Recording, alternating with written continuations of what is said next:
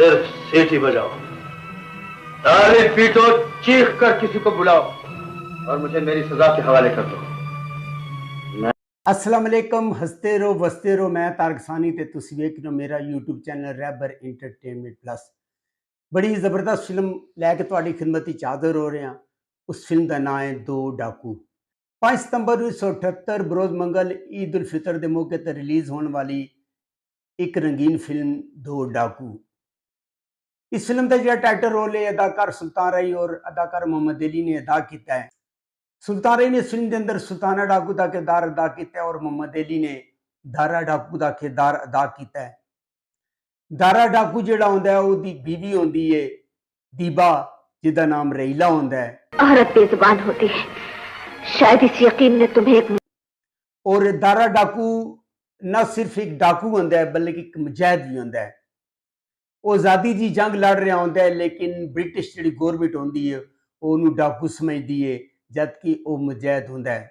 सुल्ताना डाकू जिहड़ा होंदा है उसका किरदार सुल्तान राई ने अदा किया है। मैं उन लोगों का खून पी जाऊं। सुल्तान डाकू की एक बीवी साइका कह रही हूँ सरताज, जो जिसका नाम हमीदा होंदा है और एक छोटा बच्चा होंदा है जिहड़ी उसकी कुल कायनात होंदी है। और वो रात के अंधेरे च अपने बीवी बच्चे नूं मिलन आंदा है। बीवी उससे गुस्से होंदी है और उन्होंने समझाती है और कहती है कि तू अपने बच्चे नूं की मुस्तकबिल देगा। खैर बीवी के कहने ते वो अपने आप नूं पुलिस के हवाले कर देंदा है। उसके घर गूंगा होंदा है जिसका करैक्टर अदाकार कमाल ईरानी ने अदा किया है। वो गूंगा उसदे नाल रहिंदा है और वो जदों जेल चला जाता है गूंगे की नीयत खराब हो जाती है और ओदी बीवी अमीदा की इज्जत लुटदा है और जिहड़ा बच्चा उसके मौके ते गवाह होंदा है फरार हो जाता है क्योंकि गूंगा उन्होंने कत्ल करना चाहता है। दुश्मन की तरह दूर रहो दारा, दोस्त बनकर नजदीक मत आओ।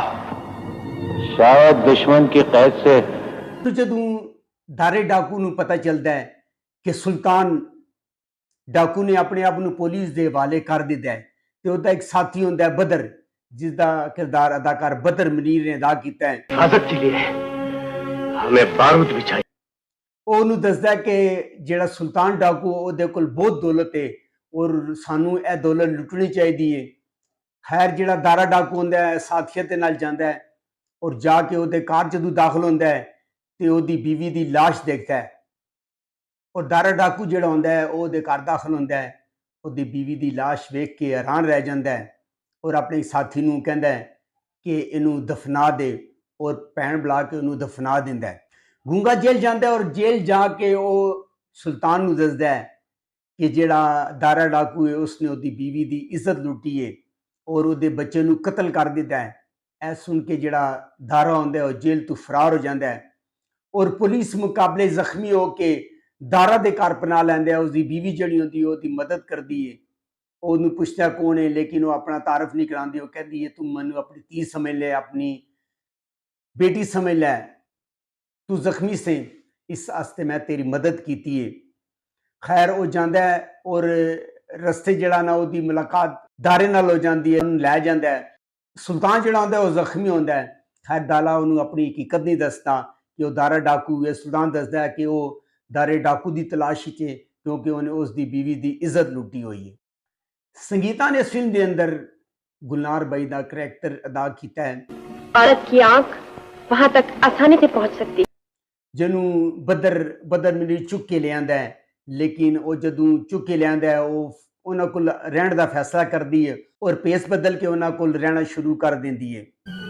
मैं उन लोगों का खून पी जाऊंगा जो मेरी बीवी और बच्चे से नफरत करते हैं, उनको चुन चुन के कत्ल। और आसिफ खान ने इस फिल्म के अंदर मेजर का किरदार अदा किया है, जिहड़ा ब्रिटिश आर्मी च मेजर होंदा है। Oh, you सुल्तान कॉमेडी वास्ते इस फिल्म में खालिस लिमोटे और चक्रम नूं रखा गया और उन्होंने पूरी फिल्म के अंदर बड़ी जबरदस्त कॉमेडी का मुजाहरा किया है।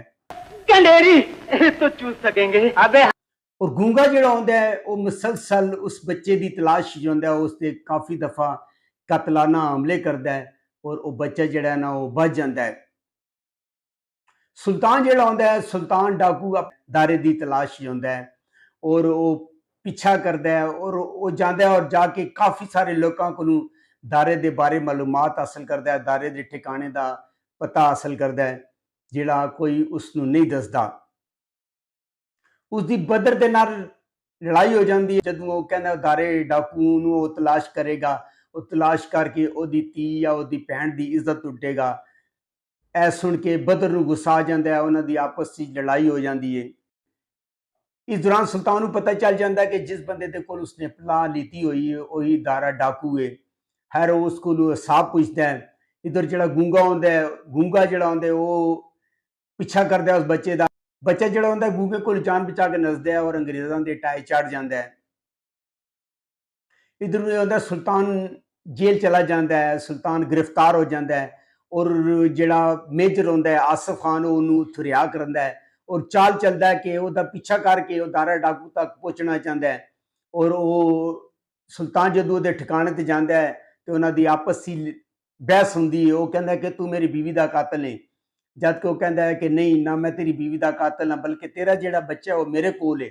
ਇਸ ਤਰ੍ਹਾਂ ਉਹਨਾਂ ਦੀ ਬਹਿਸ ਹੋ ਰਹੀ ਹੁੰਦੀ ਹੈ ਔਰ ਬ੍ਰਿਟਿਸ਼ ਆਰਮੀ ਵਾਲੇ ਆ ਜਾਂਦੇ ਨੇ, ਉਹਨਾਂ ਦੇ ਕੋਲ ਸੁਲਤਾਨ ਦਾ ਬੱਚਾ ਹੁੰਦਾ ਹੈ।